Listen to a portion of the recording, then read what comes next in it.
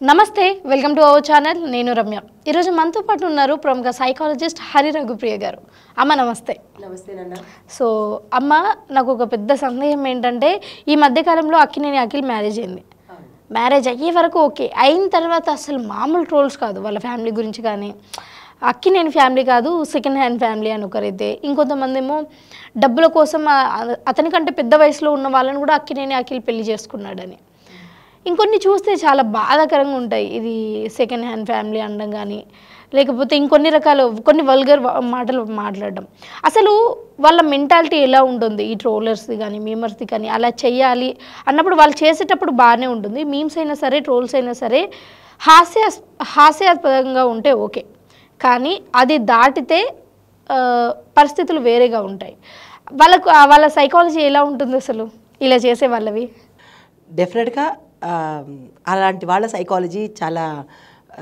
రూడ్గా అంటే వాళ్ళది సైకాలజీ అక్కడే తెలుస్తుంది వాళ్ళు సైకోలు అన్న విషయం అయితే ఎవరు ఏ పెళ్ళిళ్ళు చేసుకుంటే మనకెందుకు ఫస్ట్ ఎవరు ఏ పెళ్ళి చేసుకోవాలి అనేది ఎంతమందిని చేసుకోవాలనేది ఎక్కువ తక్కువలు చేసుకోవాలనేది వాళ్ళ కుటుంబ సభ్యులు చూసుకుంటారు కదా ఈ ట్రోల్ చేసే వాళ్ళకి ఎందుకు అవసరం లేదు కదా మీ ఇంట్లో మీరు ఏం చేసుకుంటున్నారో అది మాత్రమే చూసుకోండి అక్కినేని గారి కుటుంబంలో ఇంత జరుగుతోంది ఆ పిల్లవాడు ఇది చేసుకున్నాడు ఆ పిల్లవాడు ఎవరిని చేసుకుంటే మీకెందుకు మిమ్మల్ని అయితే చేసుకోలేదు కదా మీకైతే ఏమీ ఇబ్బంది లేదు కదా పోనీ ఆ బాబు చేసుకున్న పెళ్లి వల్ల మీకేమైనా నష్టం వచ్చిందా మీ కుటుంబంలో ఇబ్బందులు జరిగాయా చేసుకుంటే నష్టం ఏంటి 10 ఏళ్ళు కాదు వాళ్ళకి నచ్చితే ఇంకొక తక్కువ చేసుకుంటారు ఎక్కువ చేసుకుంటారు కొన్ని పదాలమ్మ చాలా చూస్తున్నాను అది కూడా నేను ఇది ముందు వాడి చూడండి తర్వాత అంటే మీ ఇష్టం వచ్చిన థంబ్నెయిల్స్ పెట్టేసుకుంటున్నారు అంటే ఎదుటి వాడిని అంటే తక్కువ చేసి వాళ్ళని డిమోట్ చేసేస్తే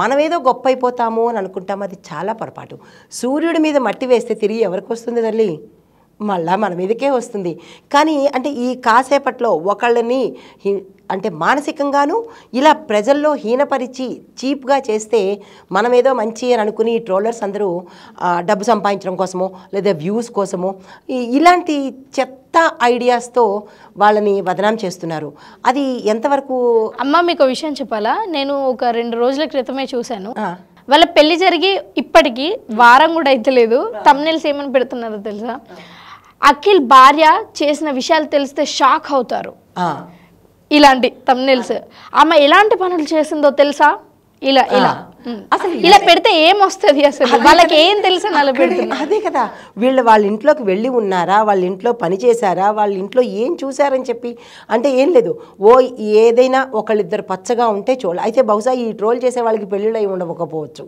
అందుకని చూసి ఓర్వలేకపోవచ్చు ఇలాంటివన్నీ చీప్ మెంటాలిటీ వాళ్ళే చేస్తారు తప్ప కొంచెం చదువుకున్న వాళ్ళు సంస్కారవంతులు ఇలాంటి చెత్త పనులు చేయరు దట్టు వీలైతే మంచి మనసు ఉంటే ఆ భార్యాభర్తలు ఇద్దరిని ఆశీర్వదించండి అదేంటి చెత్త ఫ్యామిలీ అనో లేదా ఇంకోటి ఏంటన్నావు నువ్వు సెకండ్ హ్యాండ్ వాళ్ళు ఏ హ్యాండ్ అయితే మీకెందుకు మీరు ఫస్ట్ హ్యాండ్ మంచి హ్యాండే ఉన్నారా చేసుకున్న భార్యలకు లేని ప్రాబ్లం వీళ్ళకెందుకు వాళ్ళు ఏం పని చేస్తే షాక్ ఎందుకు కరెంటు కొడితేనే మనిషి షాక్ అవుతాడు తప్ప ఇలాంటి వాళ్ళ వల్ల షాక్లు ఏమి ఉండవు ఆ షాక్లేవో మీకు కొట్టబట్టి మీరు ఇలా చేస్తున్నారేమో కానీ అది తప్పది అట్లాంటివి మానేసి వీలైతే సమాజానికి మంచిని అందివ్వండి అక్కినేని గారు వారి కుటుంబం చేసిన మంచి పనులను బయటికి చెప్పండి మీకు అంత కలేజా ఉండి అంత మంచితనం ఉంటే కనుక ఏం నాగార్జున గారు మంచి పనులు చేయలేదా అక్కినేని గారు మంచి పనులు చేయలేదా వాళ్ళల్లో వాళ్ళ కుటుంబం వాళ్ళు చేసిన అమల గారు ఉన్నారు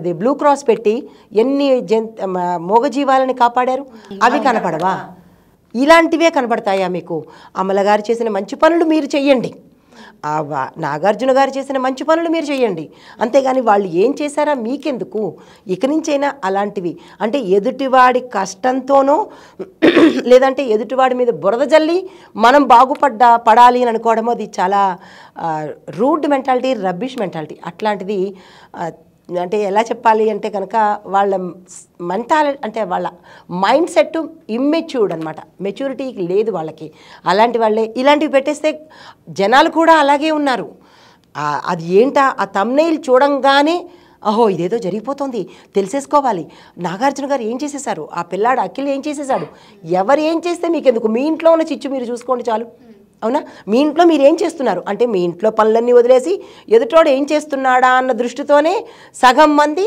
ఇండియాకి, మన భారతదేశానికి ప్రొడక్టివిటీ ఇవ్వడం మానేస్తున్నారు. ప్రొడక్టివిటీ అంటే ఈ చెత్త వాటి మీద, ఈ అనవసరమైన ఈ థంబ్నెయిల్స్ మీద ఆ లోపల ఏముందో ఈ ఉత్సాహము మీరు దేశానికి ఉపయోగపడే పనుల్లో చూపించండి.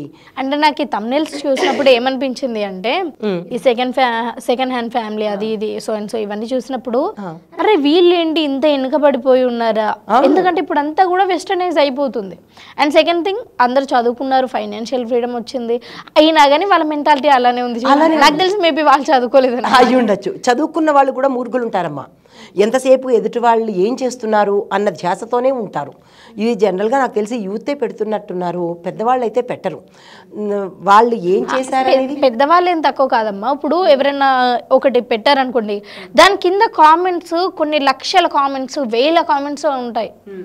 ఏంటి ఇక ఎవరి ఒపీనియన్ వాళ్ళు షేర్ చేస్తూ ఉంటారు. ఒక పర్సన్ మీద నీ ఒపీనియన్ షేర్ చేయడానికి నువ్వెవరు, వాళ్ళు వచ్చి అడిగారా నిన్నని? ఈ మొబైల్ మీద ఈ కామెంట్స్ పెట్టే బదులు మన దేశానికి ఉపయోగపడే పనులు చేయొచ్చు కదా. సమాజ సేవ చేసుకోండి, మిమ్మల్ని మీరు ఉద్ధరించుకోండి, ఎదుటివాడిని ఉద్ధరించక్కర్లేదు, మిమ్మల్ని మీరు ఉద్ధరించుకోండి. నా వల్ల దేశానికి ఏమిటి మేలు అనేది మీరు చేయండి. ఒక కామెంట్ పెట్టాలి అంటే వాడు ఎంత టైం వేస్ట్ చేసి ఉండాలి, ఎంత బుర్ర ఉపయోగించాలి, ఎదుటివాడిని తిట్టాలన్న ఉత్సాహము మిమ్మల్ని మీరు సమర్థించుకునే ప్రయత్నం చేసుకోండి, మిమ్మల్ని మీరు ఉద్ధరించుకునే ప్రయత్నం చేసుకోండి. వీలైతే మన సెలబ్రిటీలలో ఎంతమంది మంచి పనులు చేశారో ఆ బాటలో నడవడానికి ప్రయత్నం చేయండి. అంతేగాని వాళ్ళ కుటుంబాలు సెకండ్ హ్యాండ్ అయితే మీకెందుకు, థర్డ్ హ్యాండ్ అయితే మీకెందుకు, ఏ హ్యాండ్ అయితే మీకెందుకు. దట్టు వాళ్ళు ఇవన్నీ చూసినా కానీ ఎలా అనుకుంటారంటే ఏనుగు ముందుకు వెళ్తున్నప్పుడు కుక్కలు చాలా మురుగుతూ ఉంటాయి, వాళ్ళు కూడా అలాగే తీసేసుకోతారు అనుకుంటే అనుకొని. మాకు తెలుసు కదా, ఆస్తి కోసం చేసుకుంటే నీకెందుకు, ఏమైనా ఆస్తిలో నీకు భాగాలు వస్తాయా, రావు కదా. ఇదంతా అన్నెసెసరీ వేస్ట్ ఆఫ్ టైం అంటాను. దీని మీద చూడడం కానీ, తర్వాత ఏం జరుగుతోంది అని వినడం కానీ, కామెంట్స్ పెట్టడం కానీ, ఈ పనులు వేరే మంచి పనికి మీరు సెలబ్రిటీ అవ్వడానికి ట్రై చేయండి సక్రమమైన మార్గంలో. అంతేగాని ట్రోల్ చేసి ఒకళ్ళని హీనపరిచి కించపరిచి సెలబ్రిటీ అవ్వడం అనేది చాలా అసహ్యమైన నాస్టీ మెంటాలిటీ. దాన్ని తగ్గించుకొని మీరు ఏమి చేయాలి, వాళ్ళ మార్గాన్ని వాళ్ళలాగా సెలబ్రిటీ అవ్వడానికి ప్రయత్నం చేయండి. అలా చేసినట్టు వాళ్ళు ఎంత కష్టపడితే ఆ మార్గానికి వచ్చారమ్మా. ఏదో వెంటనే వాళ్ళకి ఎక్కడా రెడ్ కార్పెట్ లేదు.